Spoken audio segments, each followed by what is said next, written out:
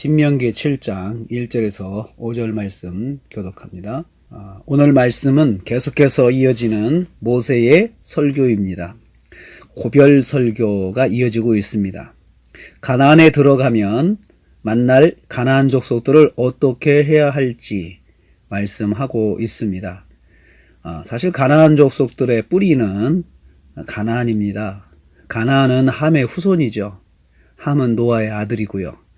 참 이렇게 복을 받은 지역에 사는 함의 후손 노아의 자손이 지금 이제 장차 이스라엘 백성 유대인들 그러니까 셈의 후손인 이제 이스라엘 백성들에게 쫓겨날 처지에 놓여 있는 것입니다.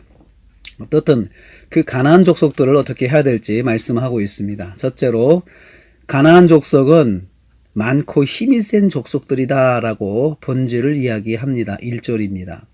가나안 7족속들은 가나안을 차지하고 있는 대표적인 부족들입니다. 가나안은 사막의 오아시스 같은 지역입니다. 이곳에는 아무나 사는 게 아닙니다. 힘이 세고 그리고 무리가 많고 그리고 거기를 지킬 만한 그 힘이 있는 민족들이 사는 것이죠. 헷 족속, 기르가스 족속, 아모리 족속, 가나안 족속, 브리스 족속, 히위 족속, 여부스 족속 등이 자리 잡고 살고 있었는데 이들은 만만한 민족들이 아닙니다.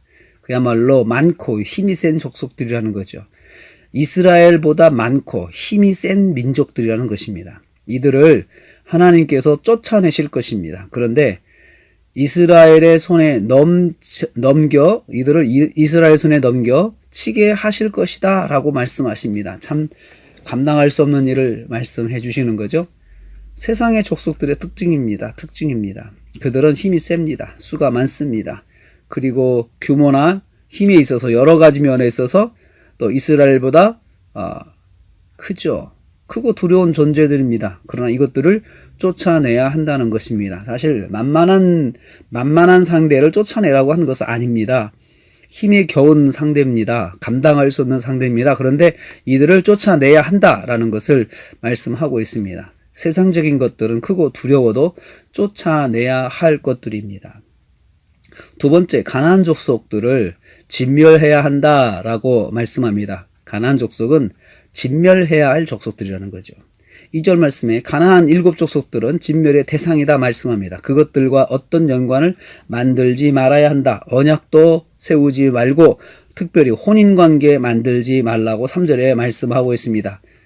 그들을 불쌍히 여기지도 말고 쫓아내야 된다는 것입니다. 혼인관계를 통해서 여호와 신앙에서 떠날 수 있기 때문입니다. 우상의 길로 나갈 수 있습니다. 그래서 여호와의 진노를 받게 될 것입니다.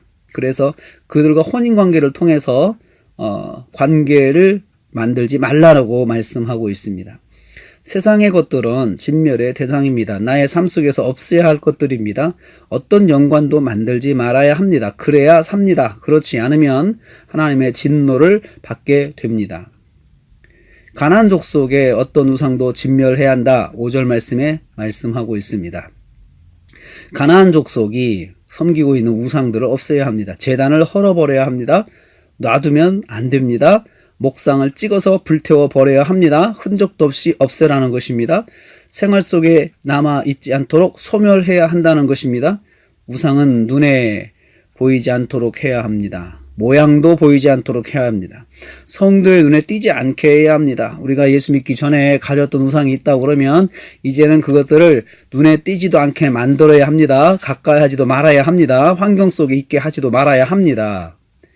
하나님의 백성은 우상의 씨앗을 남겨두지 말아야 합니다. 성도는 생활 속에서 세상적인 우상들을 철저하게 없애고 남겨두지 말아야 합니다. 그래야 하나님의 복을 받습니다. 그것이 하나님의 백성의 아름다운 모습이고 하나님의 백성의 원래적인 모습입니다. 그래야 하나님 백성으로 살 수가 있습니다. 오늘 하루를 살면서 우리가 우상의 씨앗들 그리고 세상적인 것들을 하나도 남김없이 쫓아내고 가까이 하지 못하도록 힘을 써서 살아서 오늘도 하나님 말씀에 순종하고 하나님을 기쁘시게 하는 삶이 되시기를 주님의 이름으로 축복합니다.